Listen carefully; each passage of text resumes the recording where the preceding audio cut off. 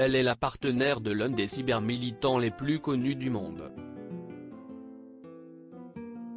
Récemment apparue dans les médias suite au refus d'extradition vers les États-Unis de son compagnon Julian Assange, l'avocate Stella Moris brille autant par sa loyauté envers ce dernier que par sa discrétion. Depuis plusieurs années, cette dernière file le presque parfait amour avec le fondateur de Wikileaks, avec lequel elle a désormais 2 enfants.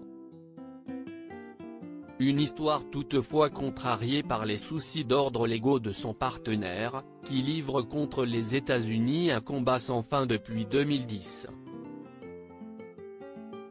Mais qui est donc la femme qui partage la vie du célèbre lanceur d'alerte ?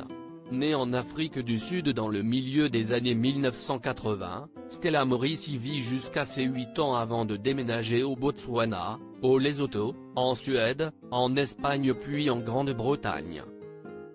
Fille d'un père architecte et d'une mère directrice de théâtre, elle évolue dans un environnement grandement influencé par la politique.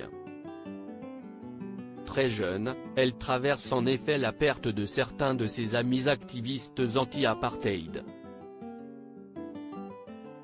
Ces expériences la poussent à se passionner pour le droit, qu'elle étudie plus tard à Londres ainsi que les sciences politiques.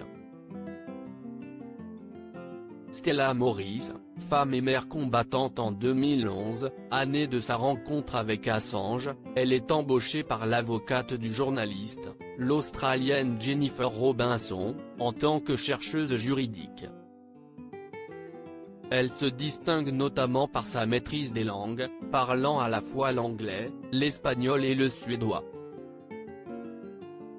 Si est d'ailleurs son talent pour le suédois qui fit d'elle un élément essentiel de l'équipe d'Assange dans les années 2010. À l'époque, le cybermilitant était menacé d'extradition en Suède, où il était soupçonné d'agression sexuelle. Aujourd'hui âgée de 38 ans, Moris est avocate spécialiste des droits de l'homme.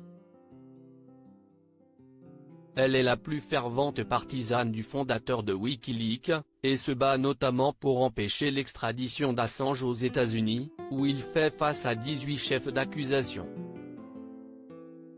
C'est en 2015 que commence officiellement l'histoire d'amour de Moris et Assange. Sous l'œil indiscret des caméras de surveillance de l'ambassade d'Équateur à Londres, le journaliste et l'avocate s'avouent leurs sentiments respectifs. Nous avions des sentiments l'un pour l'autre et, même si j'aurais aimé qu'on se rencontre dans d'autres circonstances, nous devions vivre notre vie. Il était mon âme sœur, confie Moris à Paris Match en 2020. 2 ans plus tard, le couple fonde même une famille. Leur premier fils, Gabriel, naît en 2017, suivi de Max en février 2019. Malgré la difficulté de la situation, Stella Moris fait tout pour offrir à ses fils une vie de famille acceptable, et leur permet de rendre visite à leur père aussi souvent que possible. La famille ne vit en effet pas à l'ambassade, contrairement à Julian Assange, qui est réfugié depuis 2012. Aujourd'hui, en pleine pandémie de Covid-19, la stabilité de la famille est plus que jamais compromise. Julian Assange est en effet détenu à la prison de haute sécurité de Belmarsh, à l'est de Londres, et ne voit ses enfants que très rarement.